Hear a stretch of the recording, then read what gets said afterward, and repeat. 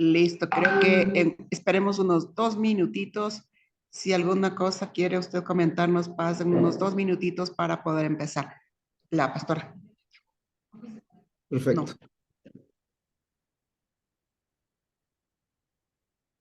Ok. Déjeme ver aquí. Mi hermana María Lourdes, el examen lo tiene usted, me había dicho que lo tiene conforme a un No, examen. el examen lo hace usted, pastor. Yo le O, subo yo le subo a la plataforma para ejecutarlo así en el teléfono nomás. Pero las preguntas me manda usted. ah, Y ya, las, ya, sí, por favor. ya. ¿El examen lo pueden hacer entre semana? Sí, sí podemos hacerlo en 3 semanas. Ya, perfecto. El viernes, el próximo viernes puede ser de pronto en la noche. Ya, ya. Sí, yo le entrego con antelación para no pasarme. Pases, pases. Esa era mi pregunta. Ok.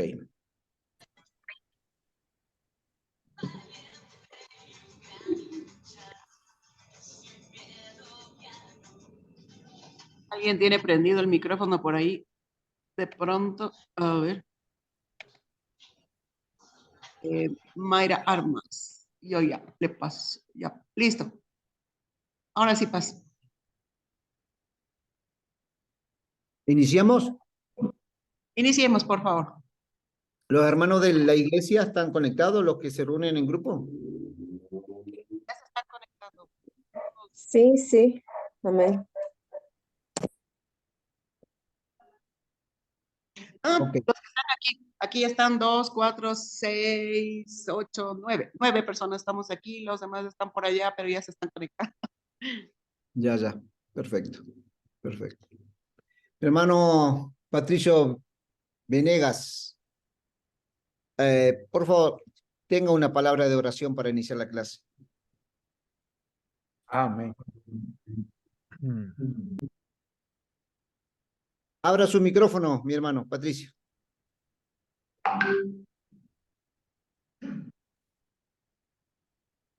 Ahí, ore, por favor. Amado Padre, Señor, te damos honra y gloria en esta mañana. Gracias por, Señor, tu Espíritu que está aquí con nosotros. Eres un Dios grande, todopoderoso, que para ti nada es imposible. Pedimos que tú nos des esa revelación. Se apagó el micrófono, pastor.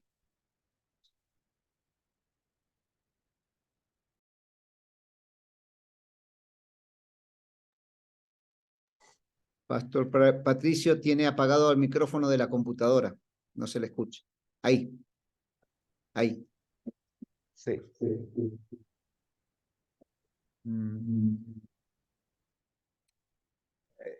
No sé si me escucha lo que pasa, que estamos. Ahora sí. Ahí le escuchamos bien. Ya. Gracias, Padre, por esta mañana preciosa que nos das. Gracias por, Señor, tu Espíritu que está aquí con nosotros. Te pido que tú seas revelándonos, dándonos sabiduría, conocimiento, revelación. Señor, queremos más de ti, que tenemos hambre y sed de ti, Señor.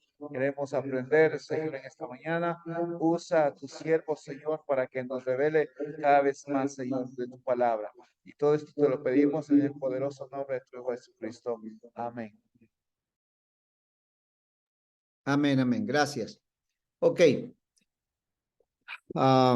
Permíteme compartir pantalla.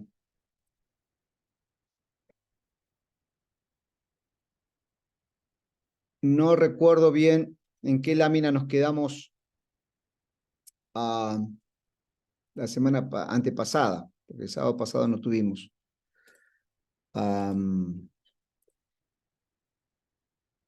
Vamos a hacer repaso de algunos rapidito, algunos conceptos prácticos para avanzar. Estábamos trabajando y vamos a retomar el trabajo de la parte hermenéutica de de Salmo 23 y también vamos a trabajar también la parte de Romanos, capítulo 12.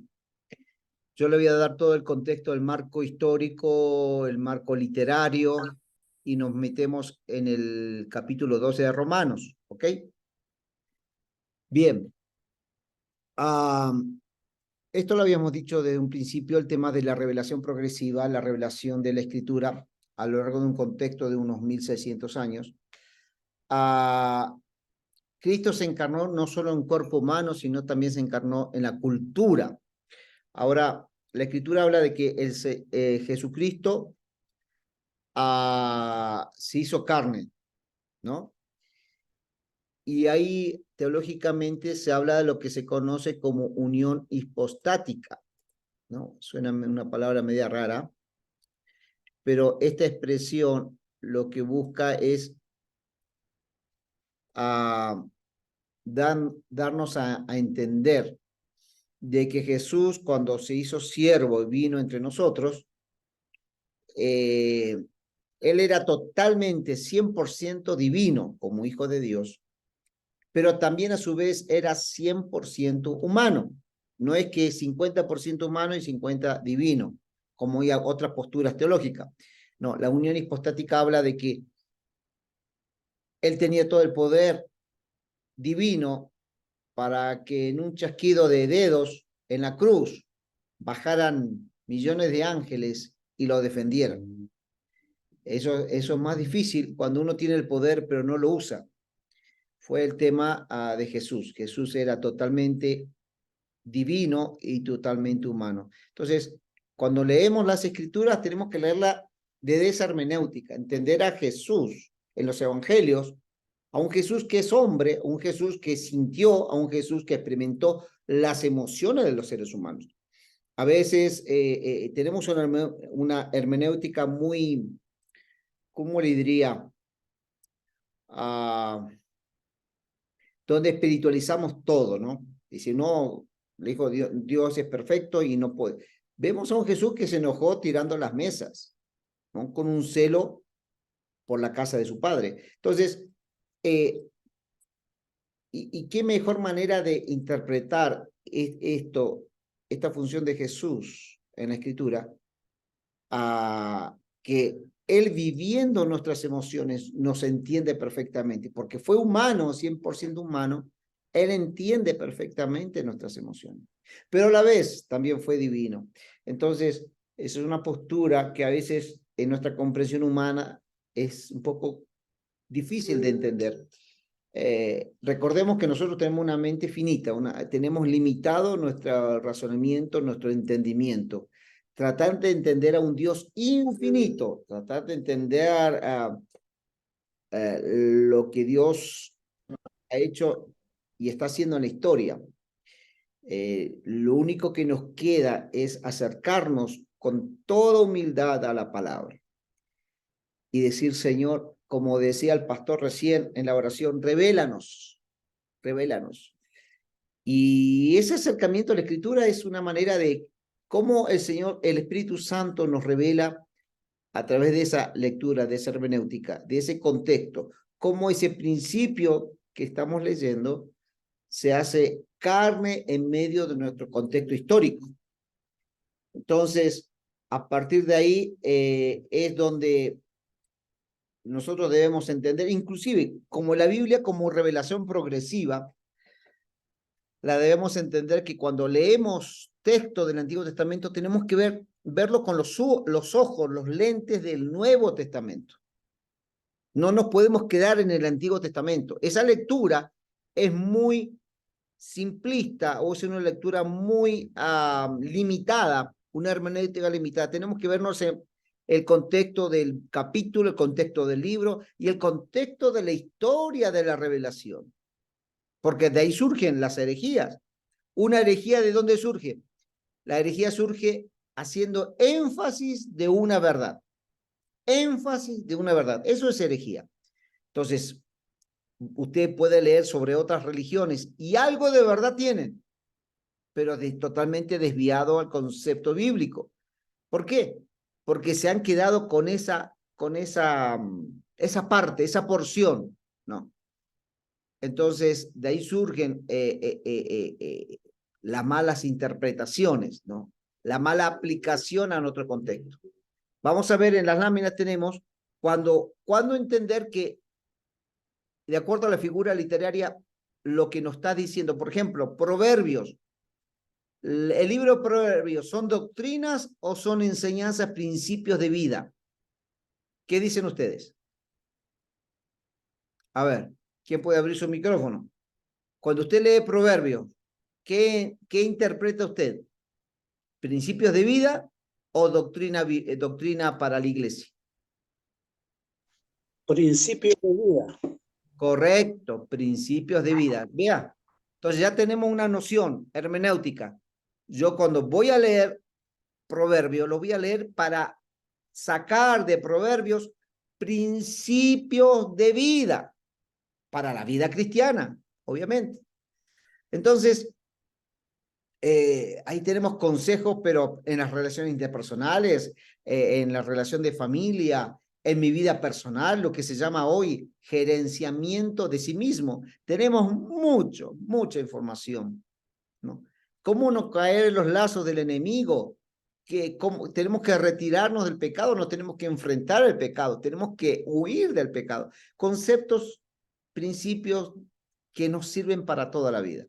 Entonces, ya el abordaje, entendiendo el libro, vamos a entender qué Dios nos quiere decir a través de estos principios. Obviamente hay que entender esas formas literarias que vamos a encontrar en un libro de sabiduría, como es Proverbios, los salmos, que son cánticos. Yo me crecí en la iglesia creyendo que el Salmo 119 estaba lleno de autores, ¿no? Estoy lleno de libros y tengo un Nuevo Testamento aquí. Déjeme ver, encontrar entre todos mis libros acá en el escritorio una Biblia. Por ejemplo, está Asaf, Bet, Gimel. No son autores de esos párrafos del Salmo 119. Es el abecedario hebreo. Y cada párrafo, cuando dice Gimel, en el hebreo empieza con la letra Gimel. Y era una forma de recordar porque se tenían que memorizar todo. Entonces, la parte Gimel, todo empezaba con Gimel, con esa letra, del hebreo. Entonces, claro, la falta de conocimiento, nunca me enseñaron en la iglesia y creo que todos creíamos que eran los autores de esos párrafos. Cuando uno estudia, se encuentra con la sorpresa que esos no son autores, sino es el abecedario hebreo. Y antiguamente, como no tenía las facilidades que hoy tenemos del papel, de la red, etcétera, tenían que aprenderse todo de memoria. Entonces, y hacerlo fácil pedagógicamente para que quien tenía que aprenderlo se recuerde, ¿no? La lección. Y está escrito de una manera que contiene las mismas cantidades de renglones, pero trae una enseñanza, ¿no? Entonces, cuando uno va conociendo el contexto histórico, en donde se escribió, cómo se escribió, qué elementos se usan en ese texto, no lo podemos interpretar en otro contexto sin primero entender esa escritura en su contexto. ¿Qué significaba en su contexto? Y una vez que entendemos y comprendemos lo que quiso, un principio hermenéutico es interpretar el texto en su contexto. ¿Qué quiso decirse? ¿Quiénes eran los oidores de ese mensaje? Porque hay porciones de la escritura que nosotros la leemos y podríamos llorar porque nos apasionamos por lo que estamos leyendo. Pero si leemos bien el contexto, en muchas porciones de los evangelios, que nosotros nos emocionamos por esa enseñanza, ha sido un tirón de orejas a los sacerdotes de aquel momento. Y el auditorio que estaba escuchando esa enseñanza no estaba contenta, estaba molesta. Jesús estaba confrontando una realidad Entonces, pero claro, como nosotros tenemos otro tipo de apreciación y conocimiento en nuestra historia, vemos como qué excelente enseñanza. Pero había sido que el auditorio y el contexto que tenía Jesús era un tirón de orejas. Entonces, era un llamado de atención. Entonces, pero nosotros lo podemos leer tal vez de otro contexto como qué lindo, cómo el Señor nos está hablando. Y no es así. La palabra de Dios en sí misma siempre confronta nuestra realidad con otro contexto a lo largo de la historia. ¿Por qué? Porque está confrontando los principios del reino, confronta a su propia creación. Y quiero que este concepto es claro. Nosotros somos creación y no podemos ir contra nuestro creador. No le podemos dictar a nuestro creador. A veces tenemos expresiones muy evangélicas, pero que contradicen un concepto en donde nosotros somos creación y Dios es nuestro creador. Entonces, de ese concepto yo no le puedo decir y ordenarle a Dios qué debe hacer. El concepto bíblico es que yo debo humillarme hermenéuticamente, yo debo someterme a los planes que Dios tiene en la historia y cómo entender esos planes en la historia y cómo yo ser protagonistas en los planes de esa historia. Por eso es importante de que al acercarme a las escrituras, tengo que acercarme con una actitud de humildad, de sencillez de corazón. Decir, Señor, ¿qué quiere hablarnos para estos tiempos? ¿No? En estos días se está hablando y se está citando mucho el texto que es el Señor que coloca reyes, ¿no? Es el Señor. Y yo escucho oraciones diciendo, Señor, oramos por un gobierno teocrático. Esa es una mala oración. Y no quiero que se me molesten. ¿Por qué yo digo una mala oración? Porque era una buena oración en el contexto del Antiguo Testamento antes de que el pueblo de Israel pidiera rey. ¿El primer rey quién fue? Saúl. Pues vino David y después vienen todos los reyes. Entonces, antes de Saúl había un gobierno teocrático. Después de Saúl ya no hay un gobierno teocrático, porque colocó reyes. Entonces, hoy orar por un gobierno teocrático no condice con una hermenéutica saludable. Podemos citar el Antiguo Testamento, pero hay que ver en qué contexto se está hablando de un gobierno teocrático. Y hoy, en nuestro contexto, más que un gobierno teocrático, tenemos que orar por un gobernante que gobierne de acuerdo a los principios de las Escrituras. Entonces, fíjense en cómo la contextualización nos permite observar desde una hermenéutica saludable qué es lo correcto. No se trata de lo que yo pienso. Cada uno de nosotros tenemos nuestros lentes y podemos ir a la Biblia con nuestros lentes y nuestra interpretación. Y esa es una de las dificultades que ha presentado la Iglesia Evangélica. Y por eso hay diversidad y la diversidad es buena. Pero ¿por qué hay iglesias que tienen velo a las mujeres? ¿Dónde está la base bíblica? La tenemos, porque hoy no, algunas iglesias usan y otras no. Las que no usan, ¿será que no son salvas? ¿A qué principio bíblico estaríamos afectando si no lo usan? Entonces, entramos en una serie de preguntas y a veces somos nosotros los que interpretamos las escrituras que cometemos el error de buscar saciar nuestros propios puntos de vista. Hay muchos predicadores que van y abordan la escritura hermenéuticamente, pero van con la idea de que yo quiero enfatizar un punto. Entonces forzamos la escritura para que esa escritura apoye mi idea personal. Eso no es correcto.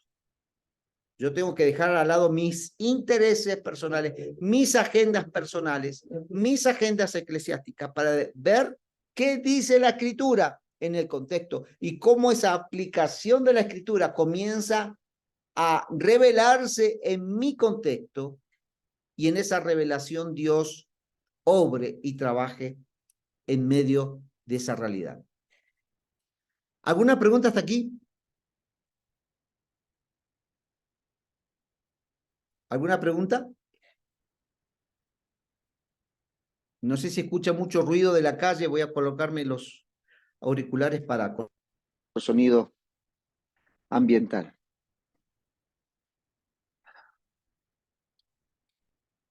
¿Sí me escuchan ahí? Déjeme ver. ¿Aló? ¿Aló? ¿Me escuchan? Porque si no escucho nada, pensaría que hay problemas. Todo bien, pastor. Por aquí no hay preguntas. No sé si alguien tal vez en el online. Escuchamos. Gracias. Ok. Ok. Sigamos entonces.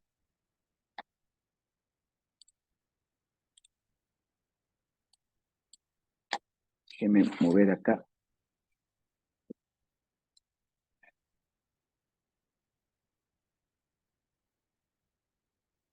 Ok, entonces. El contenido de la Biblia es su mensaje. ¿Cuál es el mensaje? Es la obra redentora. Y la hermenéutica está desde el principio. Yo no puedo ir buscando, existieron o no los dragones, existieron o no los dinosaurios. ¿Qué pasó con este punto de la historia? No, porque la Biblia no busca ser un libro histórico. La Biblia busca dar a conocer, es la gran carta para la humanidad, para dar a conocer el plan de salvación, la obra redentora. Entonces, desde esa perspectiva, tenemos que entenderla y no podemos decir, no, a la Biblia le faltó cosas. No, no le faltó nada, ni tampoco se contradice en sí misma. Hablando de contradicción, a ver, busquen en sus Biblias. A ver, vamos a hacer un ejercicio hermenéutico. Busquen en sus Biblias el texto que dice, Dios no es hijo de hombre para que se arrepienta. Está en el Antiguo Testamento. Y busquen el otro texto que dice, y Dios se arrepintió. A ver, rapidito. Vamos a hacer una hermenéutica de estos dos textos, que serían como dos textos que se contradicen en sí mismos. Si pueden abrir sus cámaras, sus micrófonos, y quien encontró el texto lo pueda leer, por favor.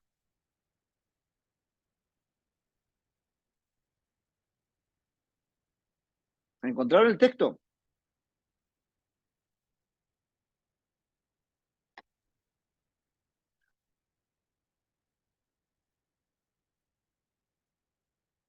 A ver.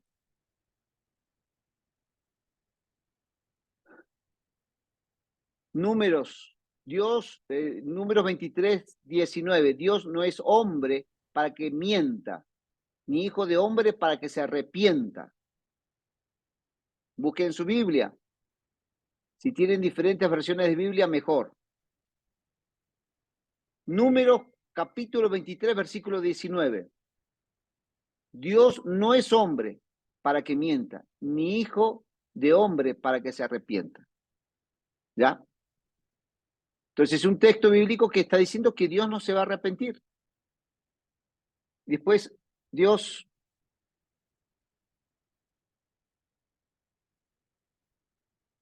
en Génesis capítulo 6 dice, y se arrepintió Jehová de haber hecho al hombre en la tierra y le pesó en su corazón. Y dijo Jehová, raeré de sobre la faz de la tierra a los hombres que he creado, desde el hombre hasta la bestia, y hasta el reptil y las aves del cielo, porque me arrepiento de haberlos hecho. Ok, ya le he leído dos pasajes. Por favor, abra su micrófono y hagan una defensa hermenéutica de esta aparente contradicción de estos dos textos.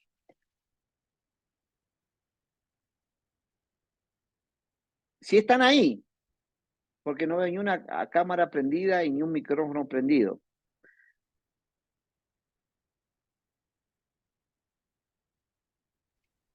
Sí, todo bien, Paz. Listo. Ok, a ver, quiero escuchar gente que participe, por favor. Si alguien puede abrir su micrófono, ya le he leído dos textos. Puede leerlo en diferentes versiones de Biblia, pero abra su micrófono, haga su aporte o haga sus preguntas. Tal vez le puede surgir alguna pregunta sobre esta aparente contradicción.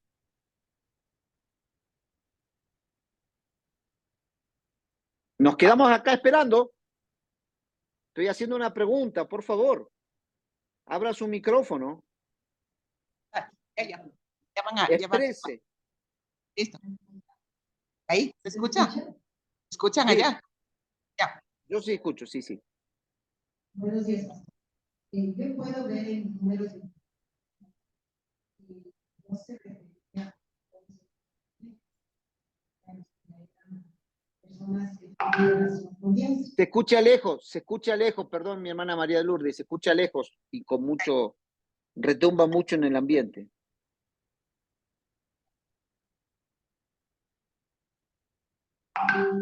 ¿Ahí me escucha? Ahí sí está claro. Ya. Buenos días, Sí, pastor. sí. Yo puedo ver en Números 23:19 que habla sobre Jacob y sus descendientes en el tema de que ellos ya eran personas que tenían una relación con Dios. Y en Génesis 6:6 habla sobre cuando fue el diluvio, cuando las personas se habían, en un principio, o sea, un poco más antes de que suceda todo lo de Jacob, de Abraham, Jacob, Isaac. Entonces yo puedo defenderla de esa manera, de que en este tiempo de Génesis ellos estaban haciendo todo lo incorrecto a los ojos de Dios y todavía no habían personas que tenían una relación directa con Dios como Abraham, Jacob, porque en Números habla sobre los descendientes de Jacob, que dice que no iban a ser, perdón, no la tengo ahorita la escritura aquí, pero dice que no iban a ser tocados por calamidad alguna, fue lo que yo leí. Ya. Eso es Su nombre, mi hermana, su nombre, María Elena. María Elena. María Elena, excelente. Me encantó porque lo que acaba de hacer María Elena es lo que todos tenemos que hacer. Es ponernos en contexto. ¿En qué momento se escribió este texto de la historia bíblica? ¿En qué momento se escribió el otro texto de la Biblia? Estamos hablando de Génesis y de Números. Estamos hablando que hay una distancia de tiempo y una distancia de revelación. Tengamos este punto de vista. Revelación progresiva. A medida que pasa el tiempo, el pueblo de Dios se va conociendo más a Jehová. Por eso surgen los nombres. No es que hayan muchos dioses, esa relación del pueblo de Israel con Dios, es esa experiencia de un Dios Rafa, de un Dios Shireh, de un Dios que provee, que sana, son las experiencias de un pueblo. Pero eso se va dando en un transcurso de la historia, ¿sí? Hoy nosotros declaramos a un Dios sanador, a un Dios proveedor, al Dios que pelea mis batallas, porque ya lo experimentó Israel, lo tenemos que experimentar nosotros. No es lo mismo que contarlo que haber experimentado un Dios sanador. Entonces, perfecto, lo que acaba de decir nuestra hermana, el contexto nos ayuda a ponernos en la circunstancia. Pero uno de los conflictos que la alta crítica habla de que es que un texto dice que Dios se arrepintió y en el otro texto dice se arrepintió. ¿Con cuál nos quedamos? ¿Cuál es el correcto? ¿Cuál está mal escrito? ¿Por qué? Tenemos que partir de una premisa. La premisa es Dios, ¿perfecto? Y Dios es perfecto. Y si Dios es perfecto, voy a hacerle por ejemplo, esto está blanco, ¿sí o no? Está blanco. Entonces,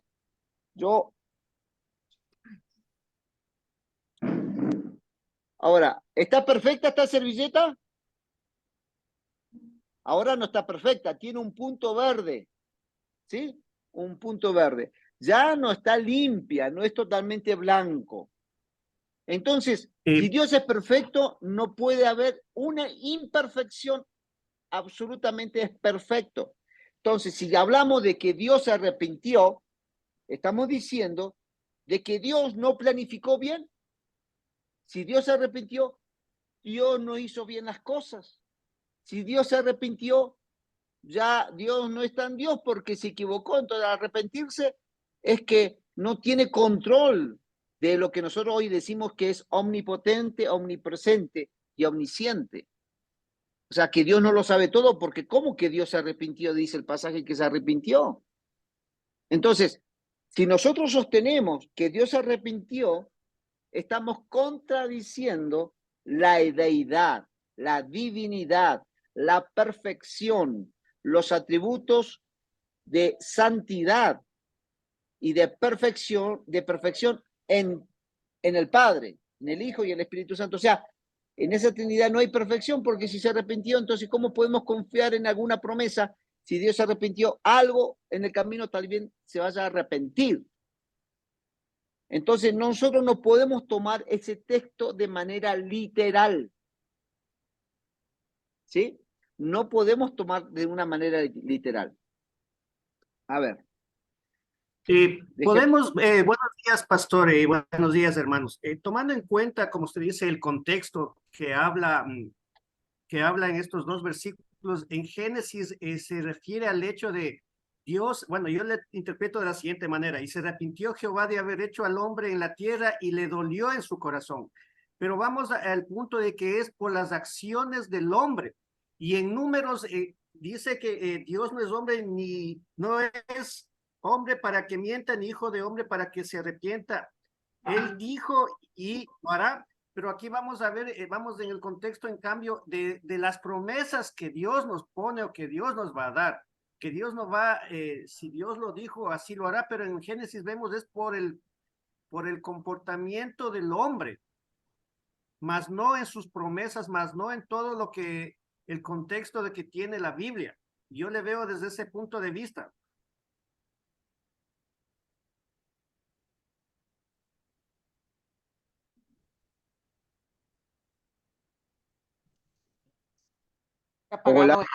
Está apagado el micrófono, pastor. Ya. Le preguntaba cuál es su punto de vista a mi hermano Luis o pastor Luis. Pastor, ¿me escuchan ahí? Ahí sí le escucho, ahí le escucho. Ya, bendiciones. Yo decía, bueno, hablando en Génesis, yo, desde mi punto de vista o mi percepción es, se arrepintió, pero por las acciones que el hombre hizo, por su corazón, de cómo estaba actuando en ese entonces el hombre. Ahora, si vamos más adelante en Números, en cambio, ahí se refiere a que Dios no va a contradecirse ni a mentir en lo que dice su palabra o en sus promesas. Ya, perfecto. Está interesante su hermenéutica, pero vuelvo a plantear lo siguiente. Si nosotros sostenemos que Dios se arrepintió, cualquiera sea nuestra argumentación, estamos diciendo que Dios no es perfecto. Dios no puede arrepentirse. Esa es la premisa. Dios es perfecto y Él no se equivoca. Mostrar arrepentimiento es que me equivoqué. Entonces, esa hermenéutica, la hermenéutica de una apreciación de un Dios perfecto, no entra la palabra arrepentimiento. ¿Ya? Entonces, no sé si están viendo la pantalla en la pizarra del Zoom. Acá tenemos la voluntad de Dios. Esta es la voluntad de Dios. El agiógrafo, el escritor, habla desde su perspectiva que Dios se arrepintió. Está hablando desde su perspectiva. Pero en realidad Dios nunca se arrepintió, sino está haciendo lo que Él estaba en su voluntad de hacer. Pero de acuerdo a su perspectiva, Dios tomó otro curso. Dios nunca tomó otro curso. Él tiene un curso y un destino. Él tiene una planificación, tiene un objetivo claro en la historia de la humanidad, con su creación. Pero desde la postura, usted puede decir, yo voy camino a Riobamba y yo me tengo que encontrar a las 3 con ustedes en Riobamba. Y ustedes me están esperando con almuerzo en Riobamba, a las 3 de la tarde. Llego a las 3 de la tarde, llego almorzado a las 3 de la tarde. Paro en Ambato o paro en La Tacunga a ver un pastor amigo, como ahí y sigo camino. Entonces, mi objetivo era llegar a las 3 de la tarde a Riobamba. No era comer, sino llegar a una reunión en Riobamba. Ustedes no me habían avisado, entonces yo no me arrepentí de no comer, porque esa no era mi proyección, sino era llegar a ese punto porque teníamos un programa que realizar. Y en el camino yo ya tenía programado comer, porque yo a la 1 de la tarde siempre como de donde esté. Entonces, mi hora de almuerzo, 1 de la tarde. Entonces, almorcé a la 1 en Latacunga o Ambato y de ahí seguí camino a Riobamba. Entonces, lo que quiero decir que ustedes que estaban en Riobamba pueden tener su apreciación, llego a la tarde y el pastor nos quedó mal porque vino ya almorzado y nosotros le esperamos con almuerzo. ¿Se equivocó el pastor? No, porque nunca me habían avisado que me esperaban con almuerzo y yo almuerzo a la 1, entonces yo en el camino almorcé y mi plan era llegar a las 3 de la tarde. No sé si con este ejemplo puedo dar a entender de que Dios no se arrepiente, Él tiene su plan perfecto, tiene una línea acá en la historia trazada, una línea trazada. Pero nosotros a veces interpretamos como seres humanos. Entonces, ahí la palabra arrepentimiento es el punto de vista del agiógrafo, del escritor sagrado que dice, no, Dios se arrepintió, no, es que Dios no se arrepintió. Dios ya tenía planeado, ya tenía establecido ese orden. Yo tengo una. El escritor estaba pensando que el camino que iba a tomar Dios era en la flecha hacia abajo. En realidad, él sigue su camino y como sigue su camino, le dijeron, no viene para acá, se va para allá, se arrepintió. No, es que no, Dios no se arrepintió. Dios ya tenía trazado su plan.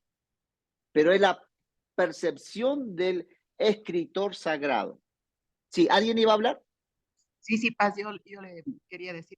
El significado en este texto parece ser que la palabra arrepentirse quiere decir tuvo aflicción en su corazón.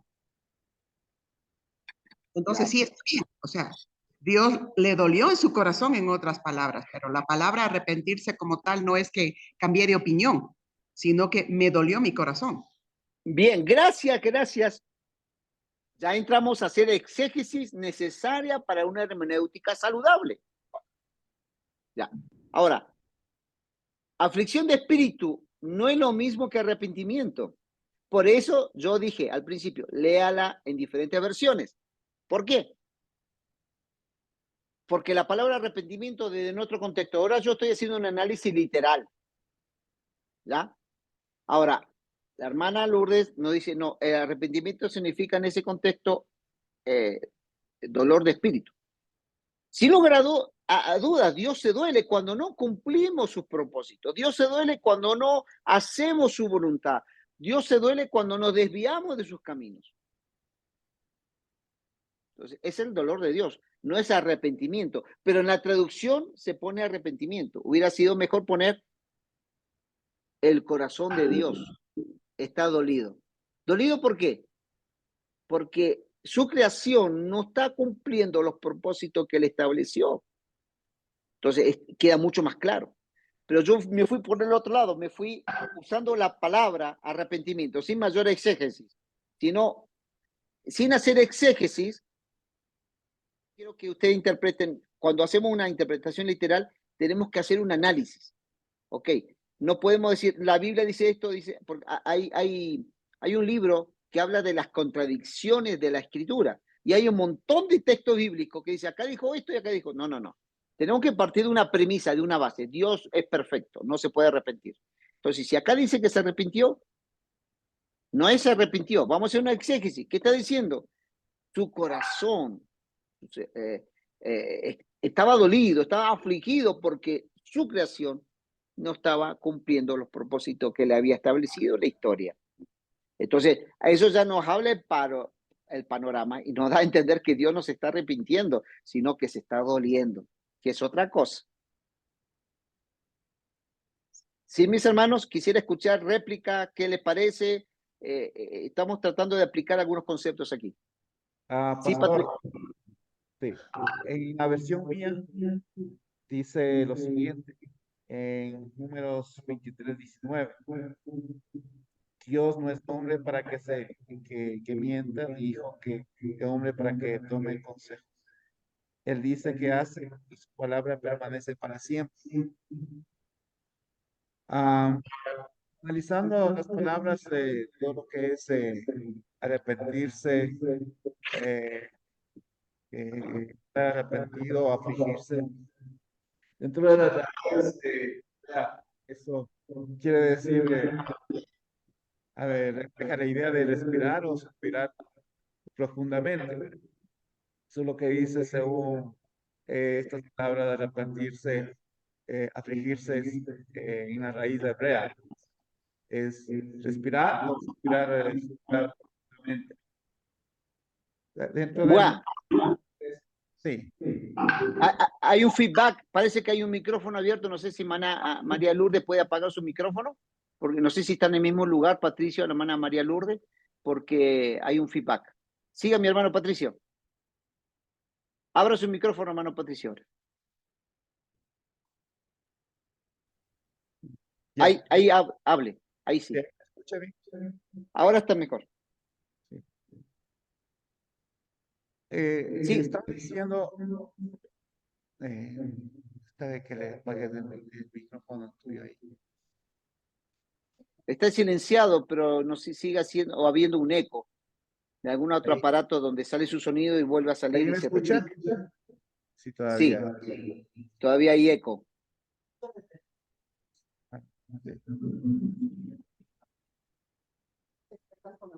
O aléjese de algún aparato que esté también abierto con Zoom para que no haya o baje el volumen los aparatos que están cerca suyo, hermano Patricio, para que no suene, porque su voz se va a escuchar en un aparato que está cerca y vuelve a meterse en su computador. Entonces ese es el eco, el feedback. O acérquese a la computadora de la hermana María Lourdes, si usted está en el mismo salón.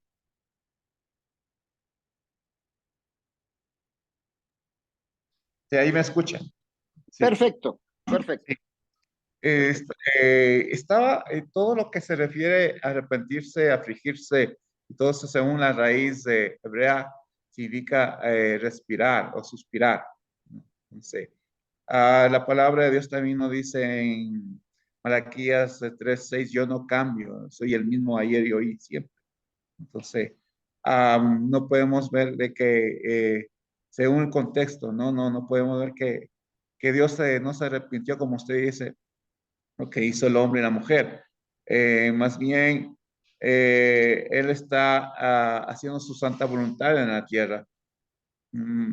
Lo que acaba de decir esto usted. Exacto. O sea, fíjense en que en la hermenéutica tenemos que ver el texto en el contexto de la historia. Usted, gracias, mi hermano, usted nos está dando un contexto.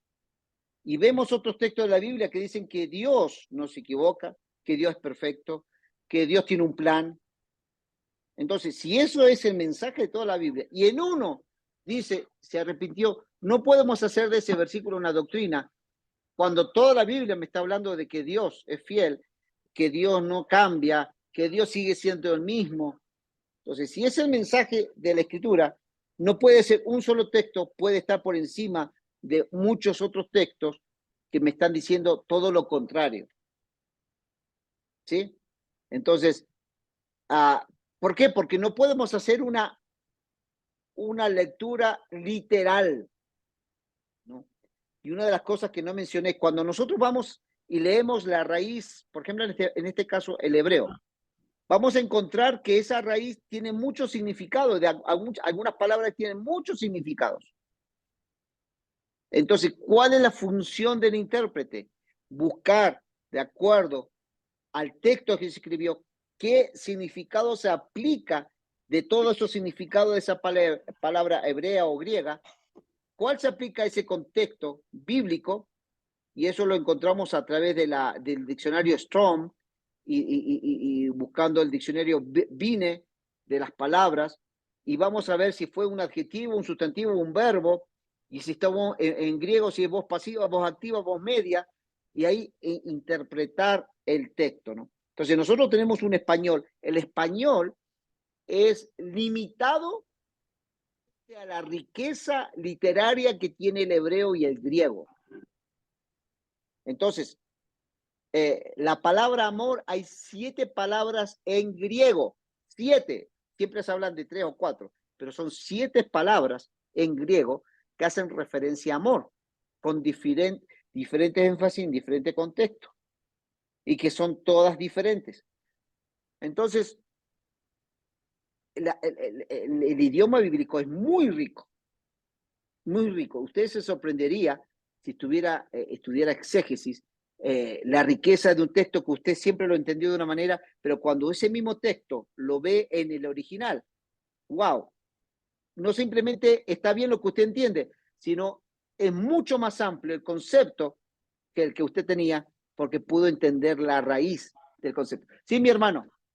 Sí, Buenos días, pastor. sí. Cuando nosotros estamos haciendo lo que usted dice de exégesis, la parte de lo sintió, lo que usted está hablando, dice, ¿qué es lo sintió? Dice, aliviar, aplacar, arrepentimiento, arrepentirse, atenuar, castigar, compadecer, justo lo que usted está hablando, que tiene varios significados esa parte. Por eso es lo que nosotros debemos de aprender cómo interpretarla y cómo es lo que también el autor quiso ponerla. Porque cuando yo leo en otra versión, dice, y el Señor le pesó haber hecho al hombre en la tierra y sintió tristeza en su corazón. Veas, esa versión como que se apega más al original. Entonces, porque de la otra palabra, crea conflicto con el concepto de un Dios perfecto. Porque un Dios perfecto no se arrepiente. Él tiene un plan perfecto. Sino es la apreciación del escritor. Ahora, wow, esto nos deja detrás de bambalina porque tenemos que correr la cortina y la hermenéutica nos está dando una serie de herramientas que nos da luz a las escrituras. Increíble, increíble. Por ejemplo, que dice generalmente Juan capítulo 1, versículo 1. Kaigologos prostoseón, en griego. ¿Qué dice? En el principio el verbo era con Dios. ¿Sí? Versículo 1, capítulo 1 de Juan. En el principio. Entonces, este es el versículo preferido de los testigos de Jehová. Dice, Jesús en el principio. Si tuvo principio, no es Dios, es un profeta, porque tuvo principio, o sea que se inició en algún momento de la historia del universo. Pero en el original griego, kaigologos prostoseón, en el sin principio era el verbo. Cuando no existía el principio, cuando no había nada, ya existía el verbo. Estamos hablando de eternidad. La eternidad no tiene principio. Entonces, el verbo es eterno. Jesucristo es eterno. Entonces, ahora dice, wow, y si no conozco griego, no se haga problema, mis hermanos. Agarre el internet, busque Biblic Gateway, que es una página que yo uso, y usted ponga el versículo ahí, y ahí usted puede poner varias versiones de Biblia, varios idiomas, y busque español, y de español usted va buscando las versiones de Biblia. Y la va leyendo. Cada una, como el ejercicio que acaba de hacer nuestro hermano, nos va dando luz para poder interpretar en otro contexto, pero primero entendiendo el texto en su espacio. Sí, mi hermana María Lourdes. Más allá de eso, nosotros para poder hacer la interpretación contamos con la ayuda del Espíritu Santo, porque nosotros en nuestra naturaleza humana podemos interpretar cualquier barbaridad, pero el Espíritu Santo de Dios es quien nos lleva a toda verdad. Y eso es esa es nuestra más grande herramienta. Gracias, mi hermana. Sí, es verdad, pero yo pongo un pero, mi hermana María Lourdes.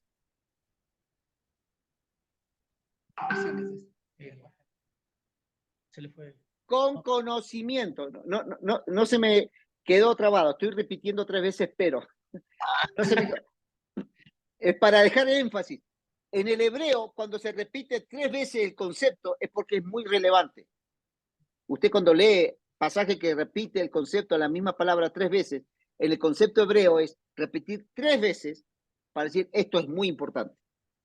Entonces, yo repetí 3 veces, pero, si bien el Espíritu Santo nos guía, no nos guía en el vacío.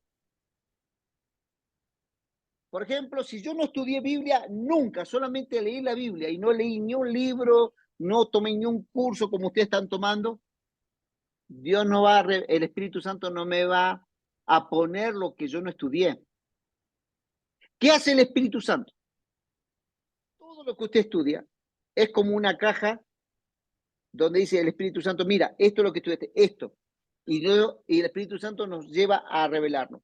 Ahora, en su omnisciencia, el Espíritu Santo nos muestra cosas que a veces ni estudiando nos damos cuenta.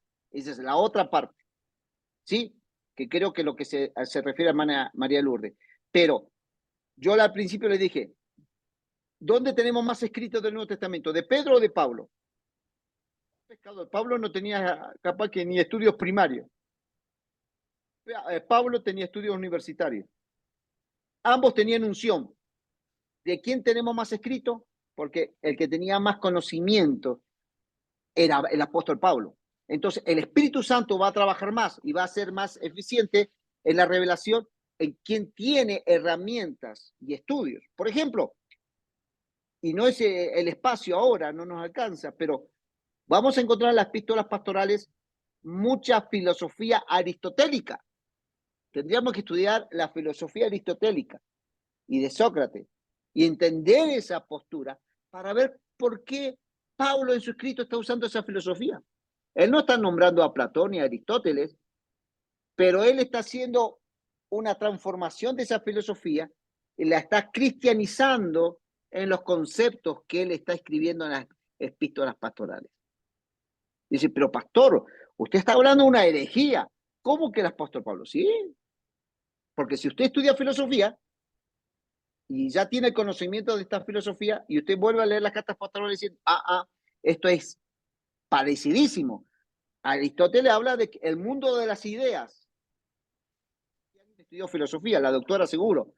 El mundo de las ideas, en la idea de la perfección, estás en el más allá. Nosotros estamos viviendo en el mundo que refleja la imperfección, pero hay un mundo perfecto. Esa es la postura filosófica. Ahora, toda esta postura en un medio de mucha erudición, el apóstol Pablo dice, sí, hay un más allá, vamos a estar con Cristo. Para mí el morir es ganancia. En otras palabras, en este mundo imperfecto no hay problema si tengo que morir. Yo voy a ganar y voy a estar en el mundo perfecto con Cristo. Y hace toda una transformación y la cristianiza. Pero tenemos elementos filosóficos. Entonces eso nos pone los pelos de punta. Pues, ¿cómo es esto? El conocimiento nos ayuda a ampliar el concepto bíblico. La escritura no es una escritura rústica, es una riqueza increíble.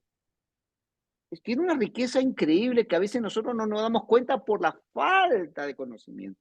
Yo le adjunté el otro día un libro de usos y costumbres de la tierra primitiva. ¿Cuándo usted se da cuenta? Cuando Jesús está en con una familia pelucona. Porque hay pasajes que nos dicen que está con gente adinerada. Pero cuando usted lee aposento alto, las únicas personas que tenían aposento alto eran las personas adineradas, de un estrato social alto. Entonces, si Jesús dice, no, aposento alto, ¿cuál es el pasaje? Que hay una canción, la canción de la ¿cómo es? Tsunamita. Es que la calle donde yo estoy es Sumaíta, por eso me confundo. La Tsunamita, ¿no? La Tsunamita les construyó un aposento alto. O sea, me está revelando ese escrito de que esa persona tenía dinero, no tenía problema de hacer un cuarto especial al profeta. ¿No? Entonces, ¿quién le prestó a Jesús la tumba? Era una persona de dinero. Entonces, ¿y cómo nos damos cuenta? Hay cosas que no se dicen, pero si nosotros reconocemos las costumbres de aquellos tiempos, vamos a entender muchas cosas. Ya faltan 3 minutos, mi hermana Lourdes, para que sean las 11. A las 11 nos tomamos el break. 1 minuto. 1 minuto. Vi un dedo nomás. Ok. Entonces, redondeando esta idea, hermanos, yo tengo toda mi vida estudiando la Biblia, yo me crecí en la iglesia, y cada vez que estudio, digo como el filósofo, sé que no sé nada. La escritura es tan rica, tan profunda, Y tenemos que acercarnos guiados por el Espíritu Santo. Tenemos que acercarnos con un corazón humilde, diciendo, Señor, háblanos. Háblanos en este contexto. Háblanos en esta realidad de injusticia y de inseguridad. Así que nos tomamos el descanso, no sé cuánto eran, 10 minutos, mi hermana María Lourdes. Sí, vamos a tener 10 minutos de descanso y vamos a pasarles otro link para, Perfecto. mientras este se está procesando para grabar. ¿Listo? Perfecto, perfecto. Entonces, nos estamos hablando a las 10:10. Perfecto. 10. Gracias, Paz, muy gentil. Perdón, 11:10.